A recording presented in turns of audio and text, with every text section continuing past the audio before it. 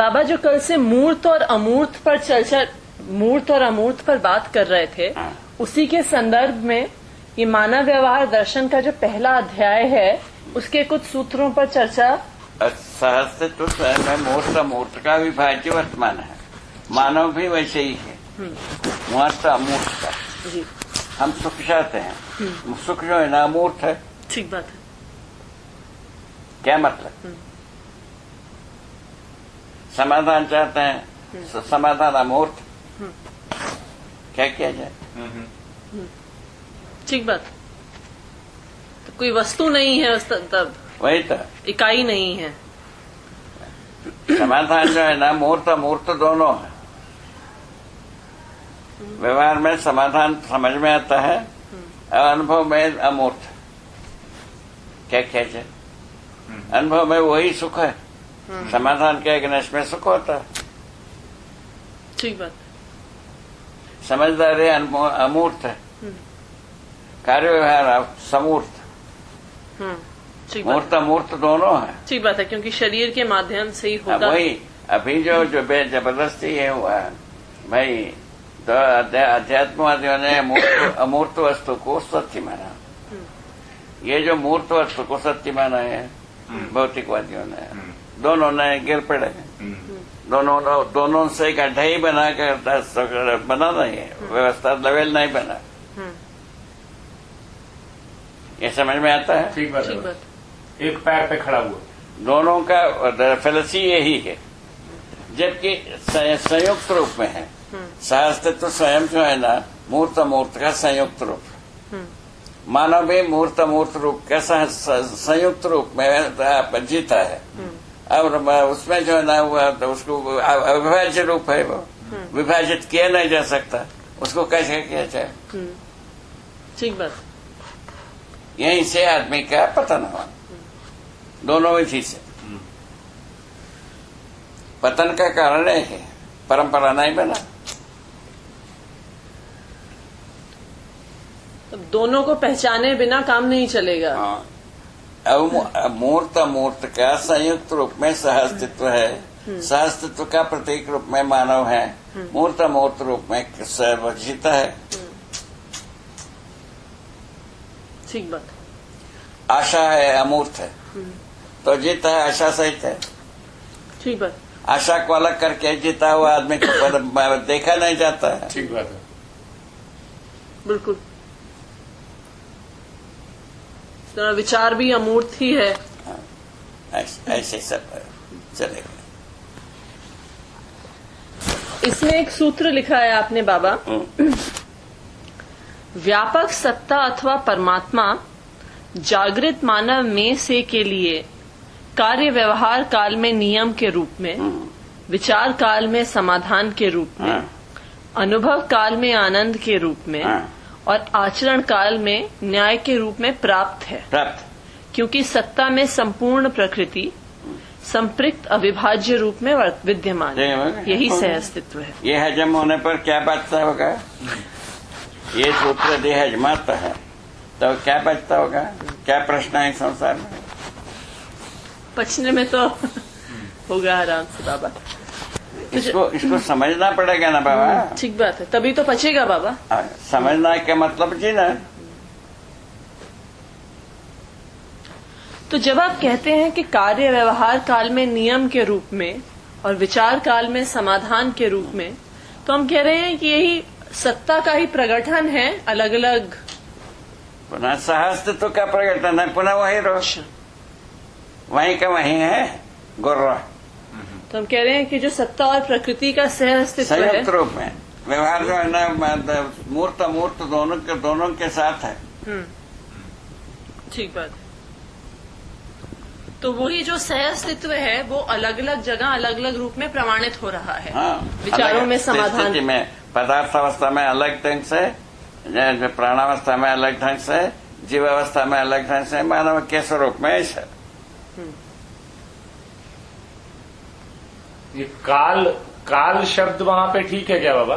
विचार काल या व्यवहार काल, ये सब जो है ना मूर्त रूप के साथ है काल। अच्छा। और वही जो सार बता रहे हैं नियम अमूर्त रूप में है और वो निरंतर है। हाँ, निरंतर है। अच्छा, आपने प्राप्त शब्द का प्रयोग किया है। हाँ, सबको प्राप्त है, सर्व मानव में प्रमाणित होता है।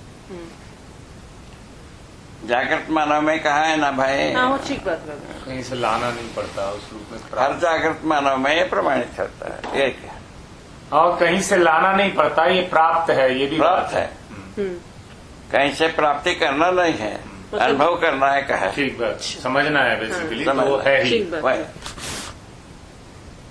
मतलब वो है, हमें बस उसे समझना है। वही बात, उस अर्थ में समझना है, प्रमाणित करना है। समझने का मतलब है प्रमाणित होना।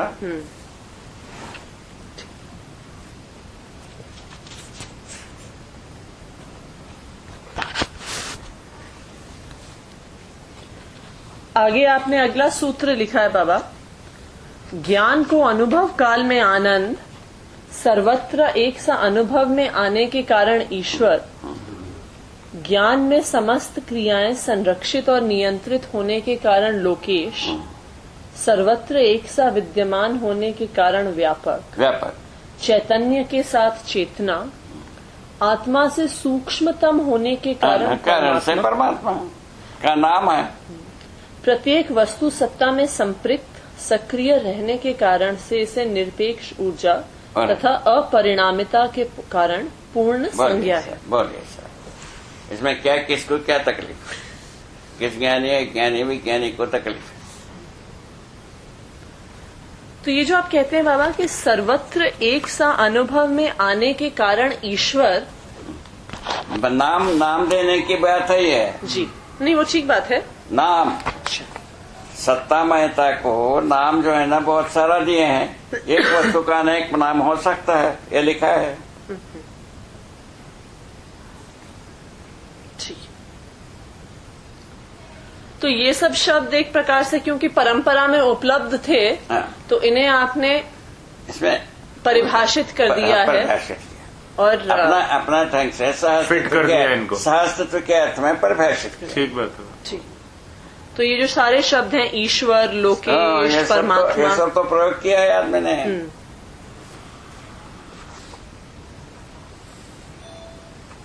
परंपरा को सम्मान किया नहीं है ऐसा भी बात नहीं इसमें। तरीका जो है ना परंपरा के अनुसार नहीं है। जो सम्मान करने की तरीका परंपरा के अनुसार नहीं है, वो ठीक बात है, किंतु सम्मान किया है। ठीक बात है।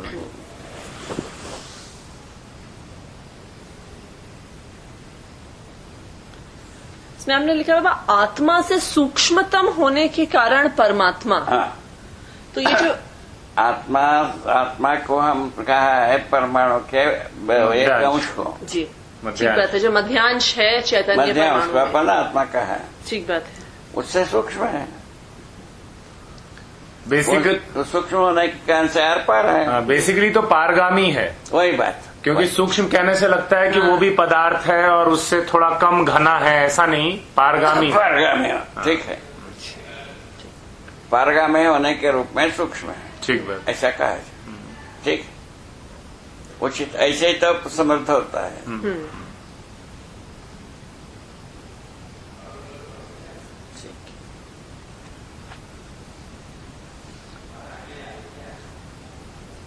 उसके आगे लिखा है बाबा, सह अस्तित्व में अनुभव ही ज्ञान का उद्घाटन है। सह अस्तित्व में अनुभव ही ज्ञान का उद्घाटन है। सही बात, अनुभव ही ज्ञान का उद्घाटन है। ठीक बात, पूर्ण उद्घाटन। प्रकट होने वाले बात अनुभव के बिना ज्ञान क्या प्रकट होगा? ठीक बात है। तो फिर अनुभव के बाद ही एक व्यक्ति को, अनुभव के बाद ही प्रमाण होता है ना भाई, उसके पहले होता नहीं। वही तो अपन सिर मार रहे हैं। पूर्ण उद्घाटन अनुभव के बाद ही है, ऐसा कह रहे हैं आप? पूर्ण अपूर्ण क्या होगा? नहीं, जैसे वो जीव चेतना को भी ज्ञान बोला था या संवेदनाओं का, पर वो सब जीव चेतना के रूप में ठीक है। वहाँ पर वो ठीक है। मानव में अनुभव से, मानव में अनुभव के साथ ही। ठीक बात। आगे सह अस्तित्व में अनुभव में से के लिए अध्ययन है। तो इसमें अध्ययन का शुरुआत ही यहाँ से। अच्छा, सहअस्तित्व में अनुभव करना, सहअस्तित्व से अनुभव करना, सहअस्तित्व के लिए अनुभव करना। अस्तित्व में अनुभव। हम्म। अच्छा, से और के लिए तो से मतलब टीचर से। हाँ, के लिए से अनुभव के लिए नहीं, अनुभव के लिए अध्ययन करना है। और में सहअस्तित्व में ही हम अनुभव करेंगे, कहीं और जाके नहीं करेंगे। स्वयं को सहअस्तित्व में फील करते हुए अध्ययन करना। ठीक बात है। मैं और एक अध्ययन कराने वाले का है और एक अध्ययन करने वाले का। ज्ञान ही विवेक एवं विज्ञान रूप में प्रमाण है। हाँ, ज्ञान ही विवेक और विज्ञान रूप में प्रमाणित व्यवहार में।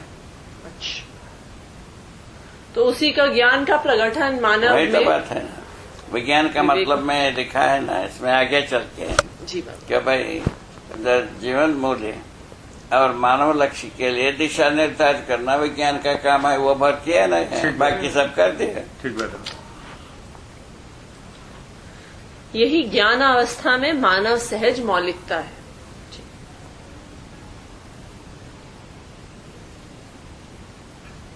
अच्छा, ये चले गए 1 घंटे के लिए, 1.5 घंटे के लिए चल गए लगता है ना। 8 बजे आएगा ना। इसमें आप लिखते हैं बाबा, ज्ञान स्वयं क्रिया न करते हुए अथवा क्रिया न होते हुए मानव जीवन में अनुभव स्थिति में आनंद सहज वैभव प्रमाण है। क्या बोला? ज्ञान स्वयं क्रिया न करते हुए अथवा क्रिया न होते हुए मानव जीवन में अनुभव स्थिति में आनंद सहज वैभव प्रमाण है। बोलिए बोलिए। जबकि मात्रा ना होते हुए, तरंग ना होते हुए, क्रिया ना होते हुए ये आनंद के रूप में प्रमाणित होता। तो 2 बातें लिखी हुई बाबा। एक तो लिखा है कि अपने में आनंद के रूप में प्रमाणित होता है, फिर आगे आपने लिखा है अनुभव पूर्वक अभिव्यक्ति ही ज्ञान है। हाँ। तो उसका प्रमाण को भी ज्ञान, प्रमाण को भी ज्ञान है, ज्ञान का है ना। तो उसका एक मूर्त रूप भी है और एक अमूर्त रूप भी है, दोनों है एक तरह से। मूर्त रूप और मूर्त रूप का संयुक्त रूप में है। हाँ, वही पुनः वही। अच्छा, ठीक है। वह अलग करने गए तो अपन पाएंगे ही नहीं। अच्छा, ठीक बात, ये ज्यादा ठीक बात। अलग किया है, पर नहीं पाना। संयुक्त रूप में देखा, पारे पार। ठीक बात, ठीक बात, बिल्कुल सुंदर बात है, जरूरी बात है बाबा। ठीक बात। क्योंकि कई बार समझने के लिए हम उसे थोड़ा अलग अलग करके देखने की आदत में है, अलग ठीक नहीं करके है। देखने गए तो बढ़ता बैठ गया।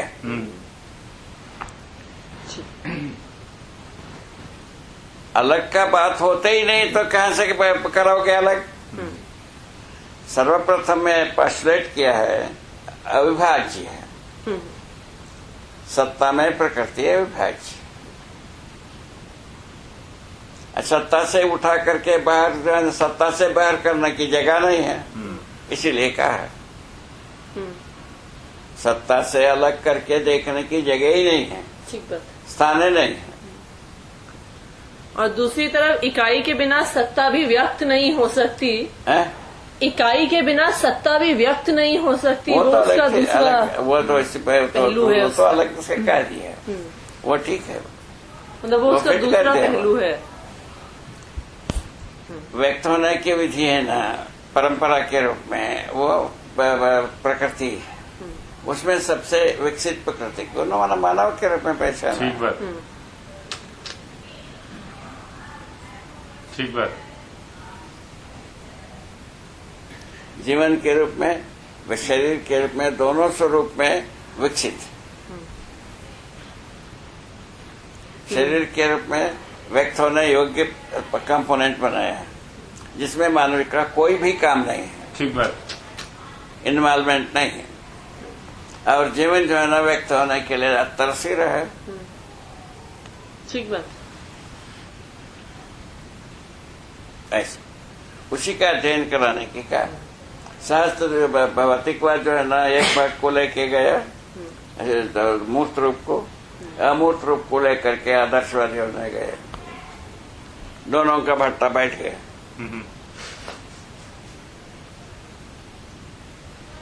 किसी में आदमी बना नहीं ना आदमी पर नहीं लगा।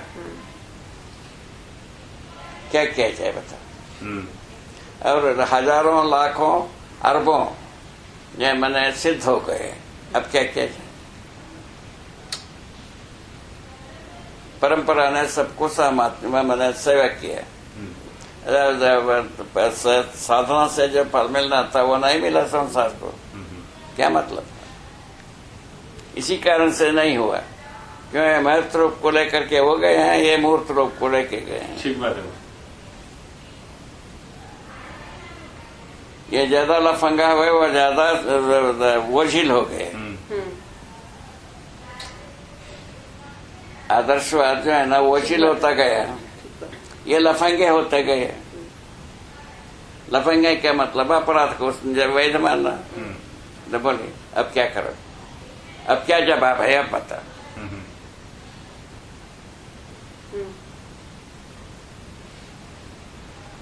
ठीक बात है। ऐसे बात बनाए, नेकेड वे में बात किया जाए तो ऐसा बनता है। बिल्कुल ठीक है। नहीं, वो प्रिसाइज भी है बाबा। हाँ, मतलब लफंगे को हम परिभाषित कर देते हैं तो वो जायज हो जाता है। नहीं तो इसीलिए अविभाज्य रूप में अध्ययन कराने की कोशिश किया है। ठीक बात है, तभी ये पहला चैप्टर भी है। तरीका ये अपनाए हैं भाई। हाँ। इसको जो ना आगे चल करके पीढ़ियां जो है ना जितना समर्थ करेगा करेगा। बिल्कुल ठीक बात है। समझे बिना इसको समर्थ किया नहीं जा सकता, इतने को समझना पड़ेगा। बिल्कुल ठीक। उसके बाद समर्थ की बात होगी। बिल्कुल ठीक बात है।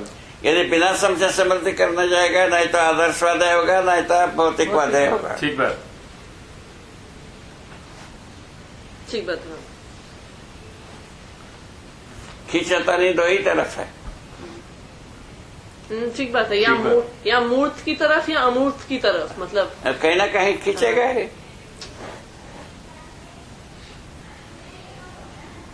इसीलिए अपन परिभाषा विधि को अपना दिया। वो भी एक गले की फांसी है। नहीं, वो आवश्यक है बाबा। नहीं तो स्पष्ट होने के लिए तरीका बनाया। बिल्कुल, नहीं तो मीनिंग टिकेगा ही नहीं। ना समझा हुआ आदमी के लिए गले की फांसी। हाँ, वो ठीक बात है। नहीं, वरना परिभाषा के बिना अर्थ तक तो पहुंच ही नहीं सकते ना बाबा। परिभाषा के बिना इसको कहा नहीं जा पाता, तो कहा नहीं हम स्वयं नहीं कह पाए। ऐसी बात। अंत में आपने कहा है बाबा इस अध्याय में, ज्ञान ही शून्य और शून्य ही ज्ञान है। शून्य ज्ञान के बने, शून्य के नाम है इसको। शून्य क्या है पूछा, ज्ञान स्वरूप ही है, और कौन सा जैसे ज्ञान में ही, ज्ञान को ही हम मानव के संदर्भ में ऊर्जा को कहते हैं, जड़ प्रकृति में उसको ऊर्जा नाम देते हैं। इतने ठीक। पर आपने इसमें इंगित करा दिया है कि वो ही है, कि शून्य ही है जो ज्ञान है, और शून्य ही है जो ऊर्जा है जड़ प्रकृति में। ज्ञान और शून्य की झगड़ा था ना बुद्ध काल से। अच्छा। बुद्ध समय से ऐसा। अच्छा। बुद्ध विचार को शून्यवाद माना है। हाँ, वो तो सुना है मैंने।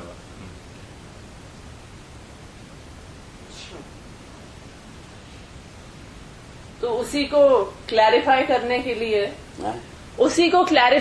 के लिए आपने कहा है कि एक ही है। ठीक है, उसमें क्या नाम देने में क्या तकलीफ है, वही सब नाम देने के लिए है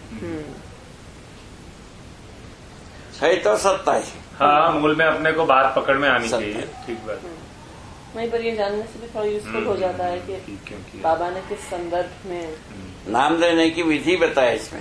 कुछ का केवल नाम का भी बात किया, दोनों किया है। बढ़िया।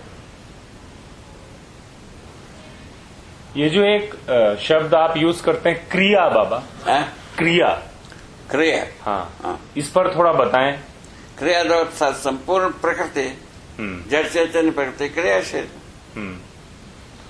ज्ञान मूलक विधि से चैतन्य प्रकृति में से मानव और शरीर मूलक विधि से जीव संसार, जीव चेतना और पदार्थ संसार जो है ना, रूप प्रधान विधि से, गुण प्रधान विधि से काम करता है।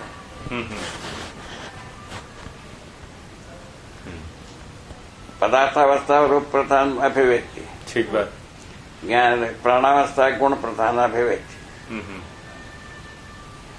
तो पदार्थ अवस्था रूप प्रधान अभिव्यक्ति जब आप कहते हैं तो जैसा गठन है वैसा आचरण है, ये कहना चाह रहे हैं। और क्या, गठन के आधार पर तो आचरण है। ठीक है। और गुण प्रधान अभिव्यक्ति का मतलब इसका क्या कहते हैं, रासायनिक प्रक्रिया के मूल में यौगिक प्रक्रिया के आधार पर दो पदार्थ मिलकर के, विभिन्न दो प्रकार के पदार्थ मिलकर के तीसरे आचरण में पहुंच जाते हैं। हाँ। उसको रसायन का। तो इसको आप गुण प्रधान अभिव्यक्ति कह रहे हैं? हाँ।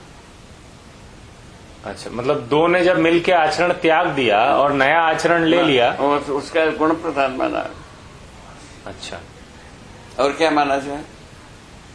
नहीं, मैं तो समझना चाह रहा था कि गुण प्रधान से आप क्या कहना चाहते हैं? विधि से रूप और स्वभाव धर्म सबको पता व्यक्त करता है। वो रूप प्रधान विधि से गुण और स्वभाव धर्म को व्यक्त करता है। अब मानव जो है ना, धर्म प्रधान विधि से स्वभाव गुण और रूप को व्यक्त करता है। तो मानव धर्म प्रधान विधि से करता है, इसका मतलब कि मानव का धर्म तो समाधान है। वही तो धर्म प्रधान, धर्म का मतलब सुख धर्म में बताया। हाँ। तो सुख के आशय से बाकी सब कुछ उसका दिखता है। सुख पूर्वक जो है ना, गुण स्वभाव धर्म को व्यक्त करता है। धर्म जो है ना केवल सुख ही, मानव धर्म को सुख बताया। ठीक है। पदार्थ अवस्था का धर्म को अस्तित्व धर्म बताया। ठीक है ना। और पुष्टि धर्म बताया परिणामावस्था को, आशा धर्म बताया जीवावस्था को, मानव को सुख धर्म में बताया। हर मानव जो है ना, हर समय में सुखी होने के लिए प्रयत्न करता है। ठीक बात। इस ढंग से अपन अच्छी तरह से प्रस्तुत हो सकते हैं। ठीक बात है बाबा। ठोस ही बात है, ग्राउंड आधार ठोस है। ठीक बात है बाबा। आधार को क्लियर करना दर्शन का प्रधान काम है। ठीक बात। ठीक, बिल्कुल वही दर्शन का मतलब ही वही है बाबा। बहुत सुंदर। इस बार कुछ अच्छी बातें हुई बाबा, बहुत बहुत बढ़िया। इसके आधार पर दर्शन क्या है सब जगह में खोज सकते हैं। बिल्कुल बिल्कुल।